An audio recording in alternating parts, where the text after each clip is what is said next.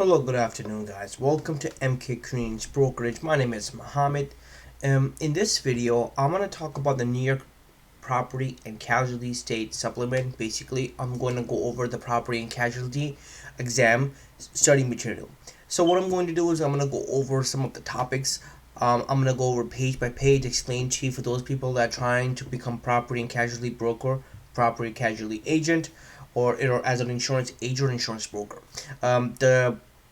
The table of contents you're gonna learning about everything is gonna be basic but different regulations. You learn about New York State property, New York State casualty. In property, it consists as commercial property like homeowners, business owner coverage, equipment breakdown coverage. New York State casualty is going to consider as worker compensation, of regular car insurance, commercial auto policy, other coverages. Then there's the New York State health section. Um, the health section you can learn about individual health, medical plans, so much more. So let's get started. Now, before I begin going over it, I'm gonna have multiple parts of this video. The purpose of this video is just basically educate every person to, in order for you to better prepare for the New York State Property and Casualty exam. The test is very difficult to pass. I'm not gonna lie. It does take multiple tries to pass. There's no limit, like after 2 tests you can't take it. You could take as much time as possible, but it's better to be prepared than going blind and taking the test and not going over it. So what I'm gonna do is I'm gonna go over certain things that I feel like is more important than the other. Obviously, it is a lot of material, which this is the reason why I have multiple parts. But I'm gonna go slow and steady for those people that are just listening to this video for the first time or haven't really studied yet. This isn't basically a substitution for you to go and take the test. Always obviously take some coursework, take the classes with the property and casualty certified instructor. They will give you more. This is basically like a refresher for those people that just want a refresher or training on it, and just to see what other things that like having a second voice going over like these items will help you out. One thing about property and casualty, it's a very rewarding career for those people that want to become brokers or do want to become agents. You do have a lot of information that they throw at you, so keep that in mind. It's a lot of information you have to remember. But again, my job is to make sure which is more important, which questions they might ask you during the test, during the exam. That's what I'm gonna go over. So again, we're gonna go over certain things. In the introduction, insurance is an exciting career. You just make sure whatever certain things you need to learn. Certain things obviously you learn over here. You do use it from outside world as well. It's always best to have knowledge and wisdom on certain materials that can help you out as well. So I'm gonna go over the Fair Credit Reporting Act.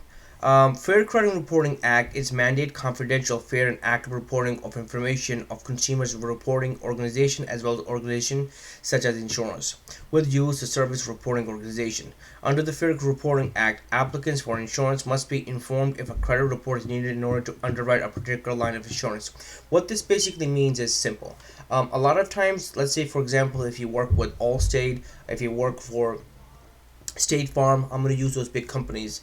A lot of times they have the power to do a credit report, on you to see if you have a good credit score. Just like we have something called Credit Karma. Certain things they could choose the credit report on you to see if you qualify. For example, if you buy a homeowner policy, they do credit reports on you. Same goes for automobile policy. They could run a credit report about you. If your credit is good, you'll get a good insurance policy. If your credit is bad, you're gonna get a higher insurance policy. So this is what they basically means with a credit report. Keep that in mind. And they are allowed to do that. Reporting agencies cannot report an adverse information involving the applicant which prejudices the reported request by 7 years, except in the case of bankruptcy, 14 years period is allowed. Always remember the dates. Years. These are something they might ask. I don't really think they might ask you these type of questions with credit reporting, but it's always good to know. Wolf, this is again part of the credit report, threatens by letter or accumulating. Like what I just said basically is what it is for the All Credit Reporting Act over here. Terrorism Risk Insurance Act. Following the Terrorism Act on the World Trade Center September 11, 2001, and its impact on the insurance industry. Congress passed the Terrorism Risk Insurance Act of 2002, which is designed to ensure the availability of a commercial property and casualty coverage from described acts of terrorism. Basically, it's like an insurance policy for terrorism act and helping you out for those people that are interested in this part. Like say if there's a lot of different types of insurance which I will go over more and more in the further courses that we have. But this is something that it's good to know. They don't usually ask you this question during the exam. It's just basically for knowledge purposes.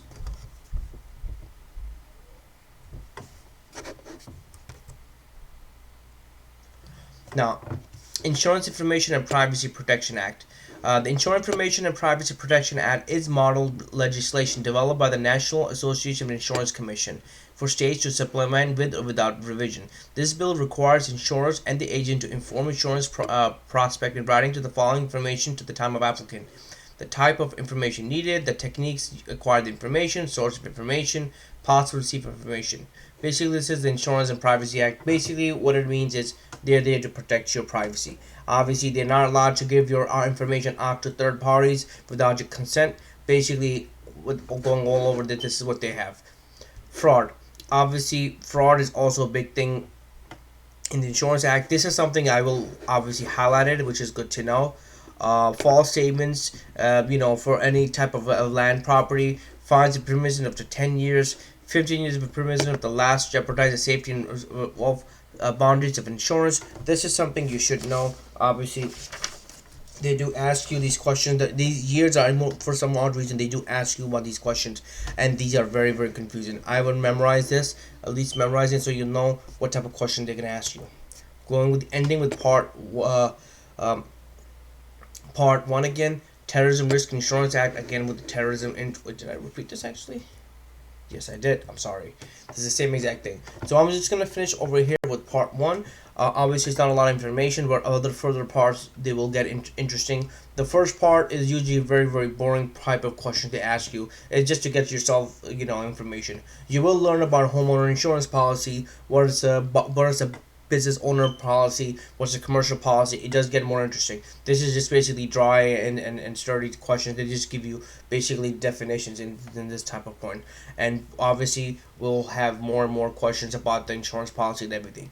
Like I said again, you do have a lot of questions to ask. Like from all these parts, there is a lot of parts from here, and just memorizing it and just letting putting information in your head. It is a lot of tough things to memorize.